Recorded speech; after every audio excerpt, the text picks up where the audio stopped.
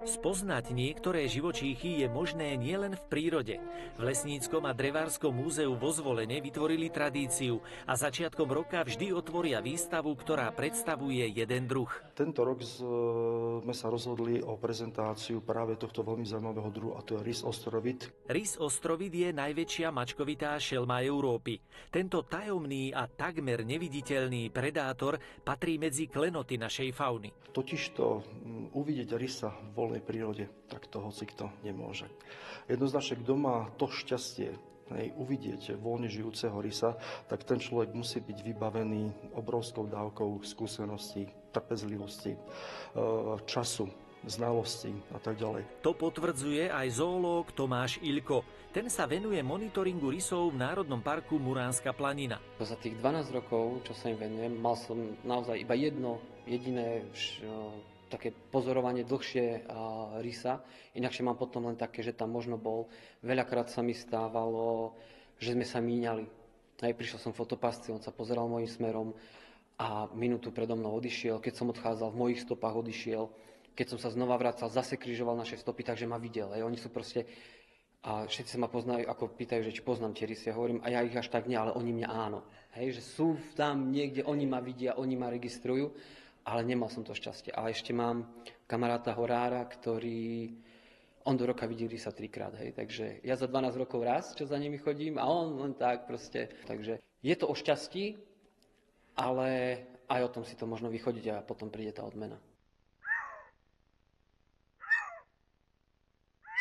Ak by ste sa náhodou niekedy dostali na nejaký výlet, alebo na nejakú túru, ktorá by išla pohraničie medzi Šumavom a Bavorskom, na pohraničie medzi Slovenskom a Chorvátskom, ak by ste tam stretli rysa a pozdravili sa mu dobrý deň, tak ten rys vám bude rozumieť, lebo to sú rysy zo Slovenska.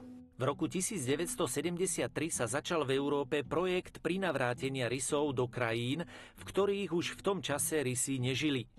Lesníci Štefan Zatroch z Betliara a Bohdan Miller z Kisúc v spolupráci s českým zoológom Ludvíkom Kuncom a Ostravskou zoologickou záhradou reintrodukovali rysy do Slovinska a niektorých štátov západnej Európy.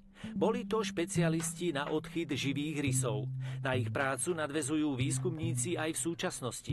Tá populácia v podstate sa za posledných 20 rokov prakticky nezmenila. Vykazuje veľkosť okolo 200 až 300 dospelých jedincov. V prípade a čase sezóne, kedy sa narodia mláďatá, môže tá populácia mať okolo 400, čosi viac jedincov, keď bereme do úvahy práve tých juvenilov. Ale mortalita samotných mláďat nás každoročne vlastne vráti v tej zime späť k tomu číslu 200 až 300 dospelých rysov. Na vernisáži výstavy sa zúčastnili viacerí špecialisti na manažment rysov, ale aj návštevníci, ktorých táto šelma jednoducho zaujala.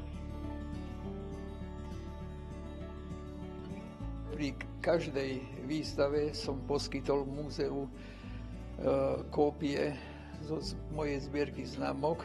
Nie je problém z toho vždycky niečo vybrať, či sú to už fotografie rysov, alebo proste nejaké dokumenty, obálky prvého dňa, listy z korešpondencie, ktoré boli venované tomuto ušľachtilému živočíchovi.